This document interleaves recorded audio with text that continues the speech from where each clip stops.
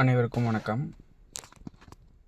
கடந்த டிசம்பர் மாதம் 27ஆம் தேதி கல்லூரி பேராசிரியர்களுக்கான தேர்வானது நடந்து முடிந்தது. அது முடிந்து நெக்ஸ்ட் பார்த்திங்கன்னா நமக்கு இன்டர்வியூக்கு நம்மளை கால்ஃபர் பண்ண போகிறாங்க. அந்த இன்டர்வியூக்கு கால்ஃபர் பண்ணும் பொழுது நம்ம என்ன பண்ணணும் அப்படின்னா, இன்டர்வியூக்கு தயாராக இருக்கணும். அது எப்படி தயாராக இருக்கிறது, என்ன மாதிரி நம்ம நோட்டிஃபிகேஷனில் என்ன மாதிரி நமக்கு சொல்லியிருக்காங்க அப்படிங்கிறத நம்ம தெளிவாக பார்க்கலாம். அதுக்கு முன்னாடி இதனுடைய நம்ம காலேஜ் டிஆர்பிக்கு குவாலிஃபையிங் மார்க் ஏதாச்சும் இருக்கா அப்படின்னு சொல்லி கேட்டிருந்தாங்க. குவாலிஃபையிங் மார்க் நோட்டிஃபிகேஷன்லேயே சொல்லியிருக்காங்க பாருங்கள். 40% ஜென்ரல் கேட்டகரிக்கும் 35% அதர் கேட்டகரிக்கும் கொடுத்துருக்காங்க. இது ஒன்லி பார்த்திங்கன்னா ரிட்டன் எக்ஸாமினேஷனுக்கு மட்டும்தான் கொடுத்துருக்காங்க. அதில் நம்ம 150 மதிப்பெண்களுக்கு எழுதினதுலேயும் ப்ளஸ் 50 மதிப்பெண்களுக்கு மதியானம் எழுதின டிஸ்கிரிப்டிவ் தேர்வு, இது ரெண்டுக்கும் மட்டும்தான் குவாலிஃபையிங் மார்க் இருக்குது. கண்டிப்பாக ஜென்ரல் கேட்டகரியாக இருந்துச்சு அப்படின்னா 40%. இது நமக்கு other caste BC MBC SC ST எல்லாருக்குமே பார்த்திங்கன்னா 35% அப்படின்னு சொல்லி ஒதுக்கியிருக்காங்க. இதில் முக்கியமாக பார்த்திங்க அப்படின்னா டிஸ்கிரிப்டிவ் நமக்கு 50 மதிப்பெண்கள் எழுதியிருப்போம். அதில் ஜென்ரல் கேட்டகரியாக இருக்கவங்க 20 மதிப்பெண்களும், அதர் கேட்டகரியாக இருக்கவங்க 17.5 மதிப்பெண்களுக்கு மேலேயும் எடுத்திருந்தாங்க அப்படின்னா அவங்க எலிஜிபிலிட்டி லெவலில் தாண்டியிருப்பாங்க. சரிங்களா? இதுதான் குவாலிஃபையிங் மார்க்கு. ஓகே, நம்ம இன்டர்வியூ எப்படி அட்டன் பண்ணுறது அப்படின்னு சொல்லி ஃபஸ்ட்டு பார்க்கலாம். இன்டர்வியூவில் அவங்க தெளிவாக கொடுத்துருக்காங்க. இப்போ இன்டர்வியூவே பார்த்திங்கன்னா பர்சனாலிட்டி டெஸ்ட்டுன்னு சொல்லுவாங்க ஃபஸ்ட்டு. அது இல்லாமல் பார்த்திங்கன்னா வைவா வாய்ஸ்ன்னு சொல்லுவாங்க. இதில் நமக்கு எது கொடுத்துருக்காங்க அப்படின்னா வைவா வாய்ஸ் தான் கொடுத்துருக்காங்க. அதாவது இங்கே பாருங்கள், வைவா வாய்ஸ் அப்படின்னு சொல்லி தான் தெளிவாக நோட்டிஃபிகேஷன்லேயே குறிப்பிட்டிருக்காங்க. வைவா வாய்ஸ் அப்படிங்கிறது என்ன அப்படின்னா இன்டர்வியூ அப்படின்னா நேர்காணல் அப்படின்னு அர்த்தம். அதே வைவா வாய்ஸ் அப்படின்னா வாய்மொழி தேர்வு அப்படிங்கிறது அர்த்தம். அதாவது பார்த்திங்கன்னா என்ன இஷ்யூ அப்படின்னா, இப்போ நமக்கு பர்சனாலிட்டி டெஸ்ட்டு அப்படின்னு சொல்லிட்டு நம்ம எடுத்துக்கிட்டோம் அப்படின்னா அதில் நம்மளுடைய ஆளுமை திறன், அவங்க அந்த பிரச்சனைகளை எதிர்கொள்கிறாங்களா, ஏதாவது முக்கியமான பிரச்சனைகள் வந்தாலோ அல்லது இக்கட்டான சூழ்நிலையை அவங்களால தாக்கு பிடிக்க முடியுதா, அந்த மாதிரி பார்க்குறது தான் பார்த்திங்கன்னா பர்சனாலிட்டி டெஸ்ட்டு, அதாவது ஆளுமை திறன் பரிசோதித்தல் அப்படின்னு சொல்லுவாங்க. ஆனால் நமக்கு இங்கே கொடுத்துருக்கிறது பார்த்திங்கன்னா வைவா வாய்ஸ் பார்த்திங்கன்னா நம்மளுடைய அறிவுத்திறனை, நம்மளுடைய நாலேஜை டெஸ்ட் பண்ணக்கூடிய விதமாக தான் அமைஞ்சிருக்கும்.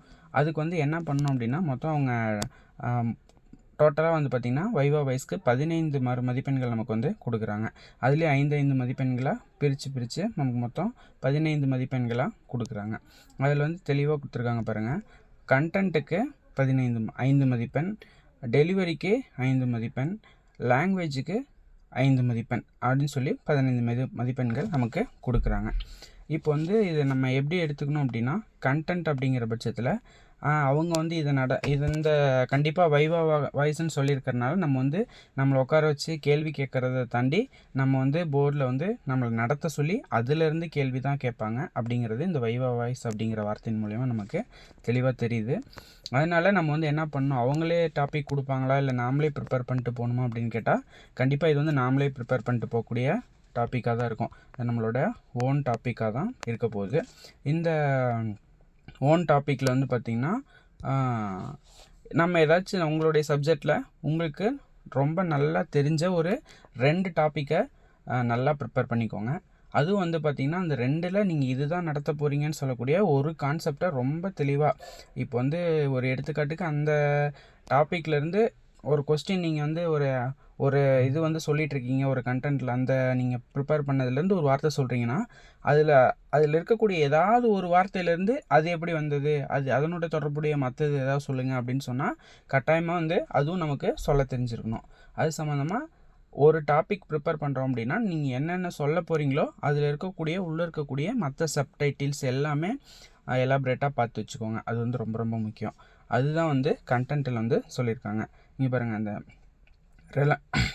ப்ரெசண்ட் நம்ம வந்து சப்ஜெக்டில் இருந்துட்டு சப்ஜெக்ட்டுக்கு ரெலவெண்ட்டாக ப்ரெசென்ட் பண்ணுறோமா அப்படிங்கிறதும், ஆர்கனைஸ்டு சப்ஜெக்ட் மெட்டீரியல், அதாவது முறையான ஒரு சப்ஜெக்ட், அதாவது முறையான ஒரு மாணவர்களுக்கு முறையான பாடத்தை நம்ம கற்பிக்க முடியுமா அப்படிங்கிறது தான் கண்டென்ட்டு. இதுதான் வந்துட்டு அவங்க செக் பண்ண போகிறாங்க. என்னென்னா நம்ம வந்து இப்போ நம்ம பாடத்துக்கு அந்தந்த மேஜருக்கு தகுந்தாற் போல் நம்ம ப்ரெசென்ட் பண்ணுறோமா, அப்புறம் வந்து ஒரு முறைப்படுத்தப்பட்ட அல்லது ஒழுங்குபடுத்தப்பட்ட பாடத்திலிருந்து நம்ம மாணவர்களுக்கு சொல்லித்தரோமா அப்படிங்கிறது தான் இந்த கண்டென்ட் அப்படின்னு சொல்லக்கூடிய தலைப்பு கீழே நமக்கு வந்து என்ன பண்ண போகிறாங்க அப்படின்னா, நம்மளை சோதித்து அதுக்கு 5 மதிப்பெண்களை வழங்க போகிறாங்க. டெலிவரி அப்படின்னு சொல்லி பார்த்தோம் அப்படின்னா, கிளியர், அண்டர்ஸ்டாண்டபிள் அண்ட் வந்து ஆடியோபிள். அதாவது வந்து பார்த்திங்கன்னா, இது என்ன சொல்கிறாங்க அப்படின்னா, நம்ம பேசுகிறது வந்து மாணவர்களால் தெளிவாக கேட்டுக்கொள்ள முடியுமா, அல்லது அப்புறம் வந்து அவங்களால புரிந்து கொள்ள முடியுமா, நம்மளுடைய வாய்ஸ் வந்துட்டு நல்லா ஆடியோபிளாக இருக்கா அப்படிங்கிறதையும் வந்து இப்போ ப்ரெசென்ட்டில் ஆடியோபிளாக இருக்கா அப்படிங்கிறதையும் செக் பண்ணக்கூடியது தான் இந்த டெலிவரி. நம்ம ஒரு கண்டென்ட்டை என்ன தான் எவ்வளோ நல்லபடியாக புரிஞ்சு வச்சுருந்தாலும் சரி, நம்மளுடைய ப்ரெசண்ட்டு, அதாவது வந்து பார்த்திங்கன்னா நம்ம எப்படி டெலிவரி பண்ணுறோம் அப்படிங்கிறத, ப்ரெசென்டிங் பண்ணுறோம் அப்படிங்கிறதுல தான் எல்லாமே இருக்குது. இப்போ வந்து இந்த இடத்துல தான் பார்த்திங்கன்னா, இந்த நாம் சொன்ன மாதிரி இந்த பர்சனாலிட்டி டெஸ்ட் அப்படிங்கிறது இந்த பாயிண்ட்டு தான். டெலிவரி அப்படின்னு சொல்லக்கூடிய இந்த இடத்துல தான் இருக்குது. அதாவது வந்து பார்த்திங்கன்னா, நம்ம ஒரு நல்ல ஒரு ஆன்சரே தெரியுது, நல்ல ஒரு ஆன்சர் தெரிஞ்ச ஒரு இடத்துல நம்ம வந்து ஒரு மாதிரி திக்கி சொல்கிறதோ அல்லது பதட்டப்பட்டு சொல்கிறதோ இந்த மாதிரிலாம் இருந்துச்சு அப்படின்னா, நம்மளை வந்து என்ன பண்ணுவாங்க, கட்டாயமாக வந்து தேர்ந்தெடுக்கிறதுக்கோ அல்லது மதிப்பெண்கள் குறைச்சி போடுறதோ வாய்ப்பு இருக்குது. இதே நமக்கு ஒரு இடத்துல ஒரு ஆன்சர் தெரியல அல்லது அவங்க கேட்கக்கூடியது வந்து நம்மளால் பதில் சொல்ல முடியல அப்படின்னா, இதை பற்றி எங்களுக்கு சரியாக தெரியலங்கய்யா, நம்ம வந்து தெரியலைங்க சார், நாங்கள் வந்து வெளியே போய் பார்த்துக்கிறேன், அந்த மாதிரி ஒரு டீசெண்டான பதில் வந்து அவங்கள்ட்ட சொல்கிறப்ப அவங்க வந்து என்ன பண்ணுவாங்க அப்படின்னா, அதை அக்செப்ட் பண்ணிப்பாங்க. நம்ம வந்து குற்றத்தை வந்து, அதாவது நம்ம தெரியல அப்படிங்கிறத ஒத்துக்கிறது ஒரு நல்ல பண்பு தான். ஸோ இது வந்து டெலிவரி அப்படிங்கிறது ரொம்ப முக்கியமான ஒரு விஷயம். நம்ம எப்படியும் நம்ம கண்டென்ட்டை டெலிவரி பண்ணுறோம் அப்படிங்கிறதும் ஒரு இது. அதுக்காக வந்து பார்த்திங்கன்னா நமக்கு 5 மதிப்பெண்களை டிஆர்பி தரப்புலேருந்து கொடுக்குறாங்க. அடுத்து வந்து பார்த்திங்கன்னா லாங்குவேஜ் வந்து பார்த்திங்கன்னா பாருங்கள், ப்ரொஃபஷன் அப்படின்னு சொல்கிறாங்க. அதாவது புலமை, அல்லது இங்கிலீஷு அல்லது தமிழ், 2 ஆங்கிலம் அல்லது தமிழ், 2 லாங்குவேஜில் ஏதாவது ஒரு லாங்குவேஜ்லேயோ அல்லது 2 லாங்குவேஜ்லேயுமோ, இப்போ தமிழ் மேஜராக இருந்தால் தமிழில் புலமையாக இருப்பாங்க, ஆங்கில மேஜராக இருந்தால் ஆங்கிலத்தில் புலமையாக இருப்பாங்க. இப்போ மற்ற மேஜர்லாம் என்ன பண்ணுறதுன்னு கேட்டிங்கன்னா, சிலர் தமிழ் வழியில் படித்தவங்களும் இருப்பீங்க, சிலர் ஆங்கில வழியில் படித்தவங்களும் இருப்பீங்க. நீங்கள் வந்து என்ன பண்ணணும் அப்படின்னா, சில வார்த்தைகள் வந்து முக்கியமானது தமிழில் சொல்லக்கூடிய வார்த்தைகளை தமிழ்லேயும், இங்கிலீஷில் சொல்லக்கூடிய வார்த்தைகளை இங்கிலீஷ்லேயும் முழுமையாக வந்து மாணவர்களுக்கு புரியக்கூடிய வண்ணம் நீங்கள் வந்து சொல்கிறீங்களா அப்படிங்கிறது தான். எப்படி வந்து அந்த கான்செப்டை மாணவர்களுக்கு புரியக்கூடிய லாங்குவேஜில், தமிழ் அல்லது ஆங்கிலத்தில் எந்த லாங்குவேஜாக இருந்தாலும் நீங்கள் வந்து மாணவர்களுக்கு புரியக்கூடிய வண்ணம் உங்களுடைய லாங்குவேஜ் வந்து ஒரு புலமையாக, ஒரு ப்ரொஃபஷனாக இருக்கா அப்படிங்கிறத தான் இந்த பார்ட்டில் வந்துட்டு செக் பண்ண போகிறாங்க. ஸோ வந்துட்டு இதுக்கு வந்துட்டு பார்த்திங்கன்னா நமக்கு வந்து என்ன சொல்கிறாங்கன்னா, டிஆர்பி சைட்லேருந்து நமக்கு ஒரு 5 மதிப்பெண்களை வழங்குறாங்க. டோட்டலாக கண்டென்ட்டுக்கு ஒரு 5 மதிப்பெண், டெலிவரிக்கு ஒரு 5 மதிப்பெண், நம்ம லாங்குவேஜ் தமிழ் அல்லது ஆங்கில புலமைக்கு ஒரு 5 மதிப்பெண், டோட்டலாக 15 மதிப்பெண்களை இந்த வைவா வைஸ்க்கு நமக்கு வந்து வழங்குறாங்க. சரிங்களா? இதில் வந்து முக்கியமான பகுதி எப்படி நம்ம ஸ்டார்ட் பண்ணோன்னா, ஏதாச்சும் எந்த சப்ஜெக்டாக இருந்தாலும் சரி, ஏதாச்சும் ஒரு 2 டாபிக் வந்து ப்ரிப்பேர் பண்ணிக்கணும். அந்த 2 டாப்பிக்கில் ஏதாச்சும் ஒரு டாப்பிக் தான் நீங்கள் நடத்த போகிறீங்க. அந்த ஒரு டாப்பிக்கில் எப்படி கொஸ்டின் கேட்டாலும் நம்மளால் வந்து என்ன பண்ணணும் அப்படின்னா, நம்ம வந்து ரொம்ப டீப்பாக அதிலேருந்து பதில் சொல்லக்கூடிய அளவுக்கு படித்து வச்சுக்கணும். இன்னும் சில சப்ஜெக்ட்லாம் இருக்கும், நம்ம வந்து எக்கனாமிக்ஸு இல்லை வந்து ஜாகிரஃபி, இன்னும் கொஞ்சம் பாலிட்டி, இந்த சப்ஜெக்டில் இருக்கக்கூடியவங்களாம் என்ன பண்ணணும் அப்படின்ட்டா, ரொம்ப அதாவது டீப்பாக படிக்கிறத விட கரண்ட் அஃபேர்ஸில் வந்து என்னென்ன நடந்துகிட்ருக்கு அப்படிங்கிறதுலையும் நம்ம வந்து என்ன பண்ணிக்கணும் அப்படின்னா ஃபோக்கஸ் பண்ணணும். எல்லா சப்ஜெக்ட்டுமே வந்து கரண்ட் அஃபேர்ஸை கொஞ்சம் ஃபோக்கஸ் பண்ணி படிக்கிறது ஒரு நல்ல விஷயம். ஒரு டாப்பிக்லேருந்து நம்ம ஒரு இது லெசனில் வந்து நம்ம நடத்துகிறோம் அப்படின்னா, அதுலேருந்து வந்து கரண்ட் அஃபேர்ஸ் வந்து இந்த டேட்டில் இப்போ இது நடந்திருக்கு, இல்லது இவங்க அப்படி இந்த துறையில் இவங்க இருக்காங்க அப்படிங்கிற மாதிரி அவங்களுக்கு வந்து நம்ம சொல்கிறது வந்து ஒரு பாசிட்டிவாக இருக்கும். அதுவும் இல்லாமல் அவங்களுக்கும் நமக்கு நிறைய தெரிஞ்சிருக்கு அப்படிங்கிற அளவுக்கு நம்மளை சிந்திக்க வைக்கும். சரிங்களா? அதனால் வந்து ஏதாச்சும் 2 டாபிக் ப்ரிப்பேர் பண்ணிக்கோங்க. அதில் ஒரு டாபிக் நல்லபடியாக ப்ரிப்பேர் பண்ணிக்கோங்க. நீங்கள் ஏதாவது ஒரு வார்த்தை சொல்கிறீங்க அப்படின்னா, அந்த வார்த்தையிலேருந்து கொஸ்டின் கேட்டால் கூட அந்த கொஸ்டினையும் நீங்கள் எதிர்கொள்கிற அளவுக்கு நீங்கள் என்ன பண்ணணும், ப்ரிப்பேர் பண்ணிக்கணும். அப்படின்னா என்ன அர்த்தம் அப்படின்னா, நீங்கள் சொல்கிற வார்த்தையே எப்படி இருக்கணும் அப்படின்னா, ஒரு வெல் ப்ரிப்பேர்டு வார்த்தையாக தான் இருக்கணும். சரிங்களா? இதுதான் வந்து அதுக்கு அர்த்தம். இப்போ வந்து ஒரு எடுத்துக்காட்டுக்கு வந்து முதல்ல இது பாலிட்டி படிக்கக்கூடிய ஒரு ஸ்டூடெண்ட்டுக்கு வந்து பார்த்திங்கன்னா ஒரு பிரசிடெண்ட்டை பற்றி ஒரு கொஸ்டின் வந்து நீங்கள் ப்ரிப்பேர் பண்ணிட்டு போயிருக்கீங்க அப்படின்னா, இப்போ வந்து பிரசிடெண்ட்டோட பார்டன் பவர், மன்னிக்கும் அதிகாரம் வந்து கேட்குறாங்க.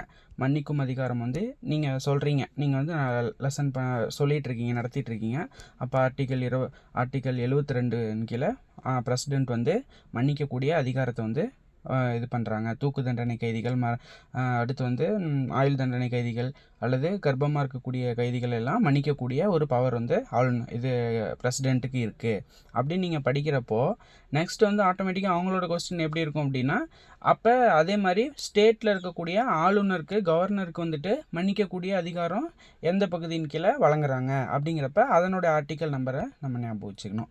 அப்படி இல்லையா, அவங்க வந்துட்டு இப்போ இப்படியும் கொஸ்டின் கேட்குறான். சப்போஸ் நீங்கள் வந்து பிரசிடெண்ட்டுடைய அந்த மன்னிக்கக்கூடிய பண்பு பற்றி நீங்கள் லெசன் எடுத்துகிட்டு இருக்கும் பொழுது, அப்படி வந்து அது சம்மந்தமாக ஏதாவது சட்டங்கள் வந்து இருக்கா அப்படின்னு சொல்கிறப்ப ஐபிசி அந்த மாதிரியான சில சட்டங்கள், சில குறிப்புகள் அந்த மாதிரிலாம் ப்ரிப்பேர் பண்ணிக்கலாம்.